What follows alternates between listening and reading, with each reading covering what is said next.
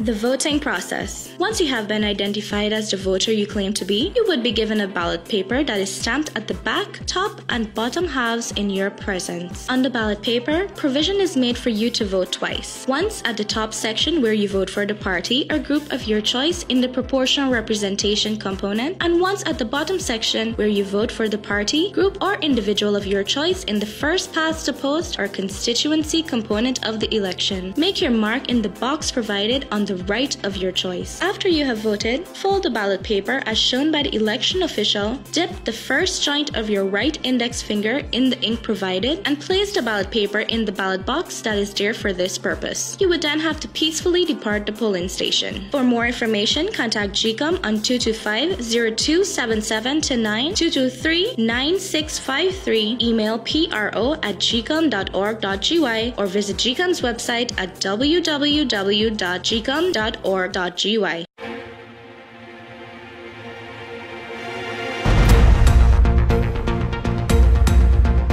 This is your News Source Evening Bulletin for today, Thursday, the 8th day of November in the year 2018. Here's what we're tracking tonight. An afternoon fire at a house in Fremont Street has claimed the life of a 48-year-old woman, whose charred remains were discovered when firemen doused the flames. The Guyana Fire Service was summoned to the house just after 1 o'clock this afternoon, and firemen were able to contain the blaze to the wooden house. The dead woman has been identified as Arlene Moses. She lived in the house with her nephew, but she was reportedly the only one at home at the time of the blaze. The woman's nephew, Dylan Moore, said he was at work when he received a call from a cousin telling him that the home was on fire. He said he rushed across to the scene and was confronted with the blaze. Cousin right here so called me and tell me you had a fire going on, so he ain't too sure if it's here. But I the type of left and come to see. When I come there, he come and see. First time she alone does the, because when I left she during the day, I just go walk and left she during the day home. Then she got a band or does she does come keep she company, so he may not be went there, he never went wrong, so I can't say if he went up. The young man was unable to save anything and only realized that his aunt had perished in the blaze when the fire was completely doused. He explained that his aunt was a shopkeeper and would usually be home alone taking care of her small shop, which was attached to the house. The shocked young man said he is unaware of what might have caused the fire. However, News Source understands that firefighters believe that the woman might have fallen asleep and left her gas stove on. The stove appeared to have been left on and was located close to the back of the house. The woman's body was also found in the back of the house. An investigation is on the way this evening. More news coming up in a moment. This Christmas, get a loan for your dream car with an extended repayment term. Spruce up your home with that renovation you always wanted and take advantage of low or no down payment. Get new appliances so you can cook up a storm. You'll get same-day approval. Plus, you can win a getaway to a destination of your choice. Visit RepublicGuyana.com today to find out how. Republic Bank, we're the one for you. Hey guys, I don't know, say it's a girl Shensia, and I am here to tell you, watch this, the ICC Women's World T20 Cricket Tournament. It will be some amazing cricket from the best women cricketers in the world. So Guyana, watch this. St. Lucia, watch this. Antigua, watch this. The whole world are gonna watch this, including the West Indies. So you know, it's a peer vibes, a peer thing are gonna go on. It's gonna turn up well loud. Don't forget, November 9th to 24th. Watch me and watch this. Guyana winning, watch this. Trini fetting, the whole world watching. Ashensia, how come my life again? 6 system of software. Everybody jump on a show today. Get ready to ride it, ride it. Ready to ride it, ride it, ride it, ride it, ride it, ride the wave. Open up the new vibe, drink up the boldness inside. Radical and fresh and wild. Catch the wave now. Ride bold, ride fresh, ride strong. Come on, ride the wave. Taste the action, satisfaction, perfection. Wave, wave, wave, wave, wave, wave. Ride the new wave of excitement sweeping Guyana. Wave Pale Ale, a premium, full-bodied, strong, and refreshing alcoholic brew, crafted to perfection for a bold, young, radical you. Don't settle for anything less. Catch a Wave Pale Ale and ride it today. Wave Pale Ale. Crafted to perfection. Welcome back. The recently established Department of Energy in the Ministry of the Presidency has made a move to design a model contract for future production sharing agreements for the oil and gas sector. And that revelation was made today by the head of the Department of Energy, Dr. Mark Bino. At his first press conference since taking up office 3 months ago, Dr. Bino explained that the department has been undertaking several activities and initiatives to ensure a better managed sector.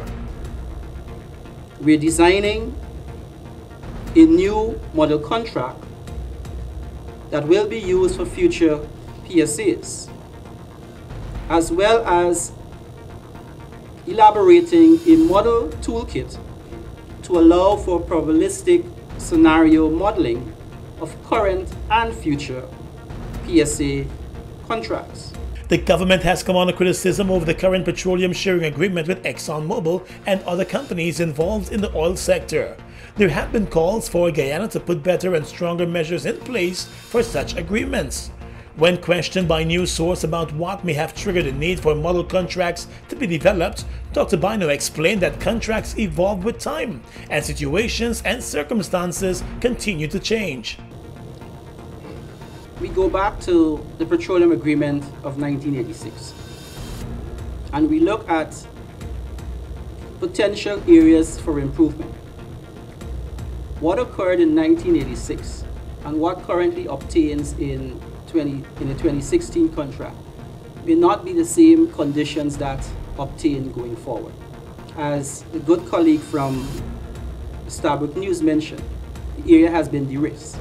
While we don't subscribe to the fact that the area has been de-risked, because there is still a lot of players out there in terms of what's happening. Yes, Exxon has done some amount of appraisal and development work now going forward, but there's still significant areas in deep water that have not been de-risked. Near shore, very little, in fact, little or no activity. Onshore, no activity at all.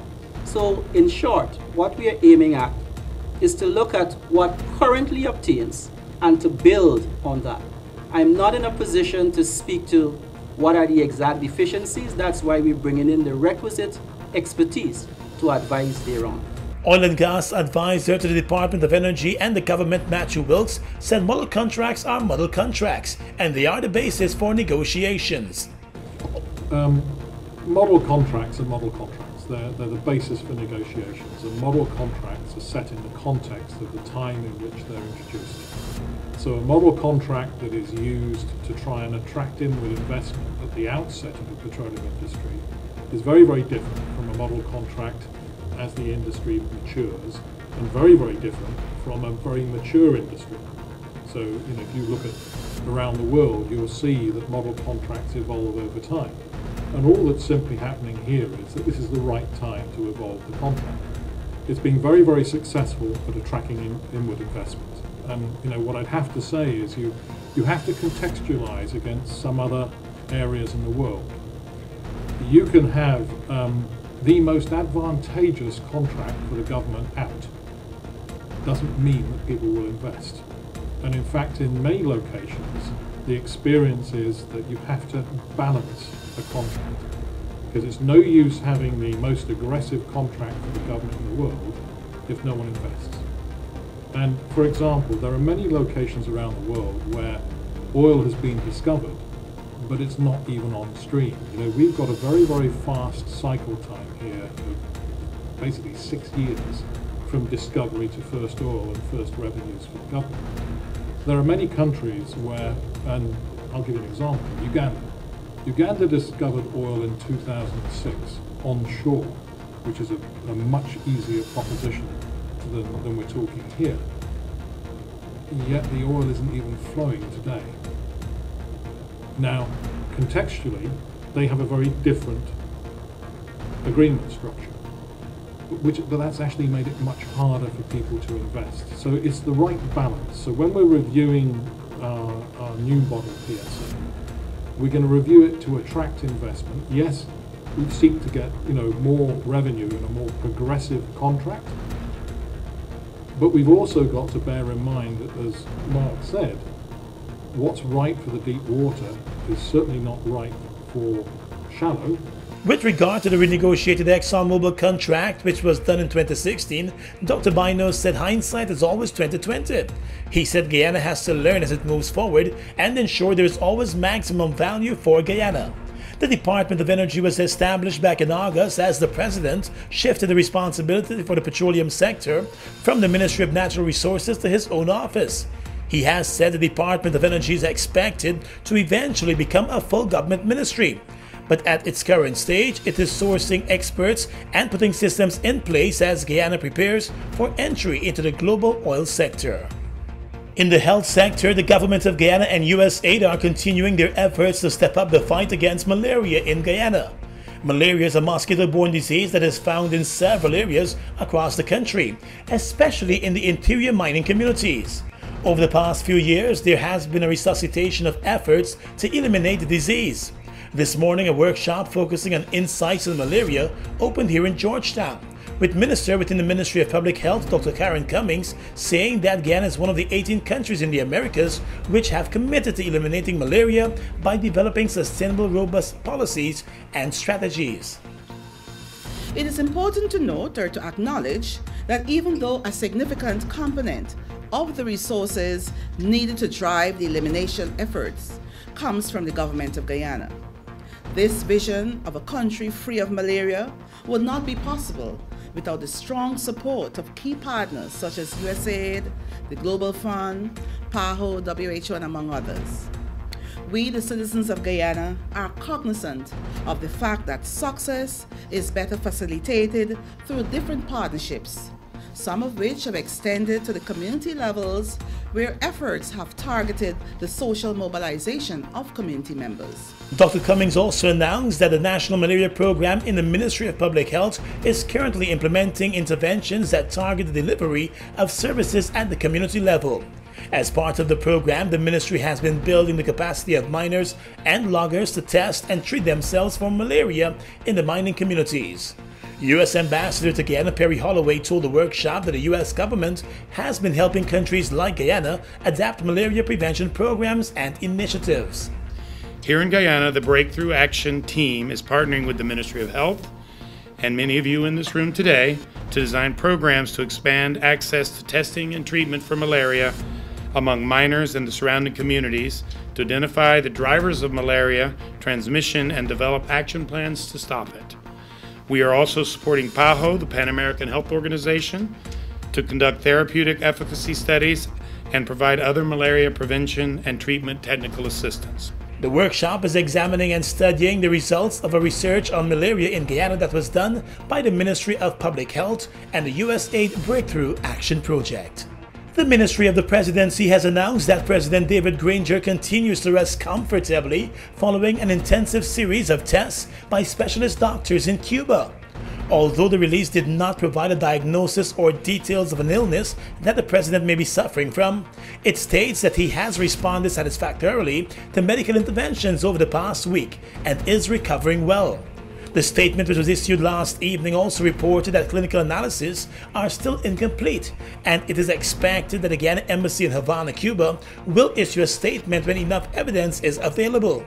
The president is assuring all citizens that he is receiving the best possible medical advice and attention. President Granger left for Cuba last week for a medical investigation after a medical checkup at his personal doctor in Trinidad and Tobago. That check came after he reportedly complained of losing his appetite and having other symptoms. He is expected back in Guyana on Sunday. And finally tonight, the 53-year-old man who was 2 weeks ago found guilty of raping a 3-year-old girl was today sentenced to life in prison. The convict Dion Aaron from Herstelling on the east bank of the Marara appeared before Justice Joanne Barlow today and continued to declare his innocence as the life in prison sentence was handed down. The courtroom was packed with relatives of the convicts and the victims. The probation officer who spoke with the child to compile the report told the court that the child is aware of what was done to her and said that the man had hurt her and made her cry. The convict showed no signs of emotion as he was led off to prison, but continued to say that he had not raped the young child. The incident occurred in March of 2016 at Friendship Squatting Area, East Bank, Demerara. The man was arrested and charged after it was found that the child had been sexually penetrated. And that's your News Source Evening Bulletin for tonight. Gordon Mosley reporting.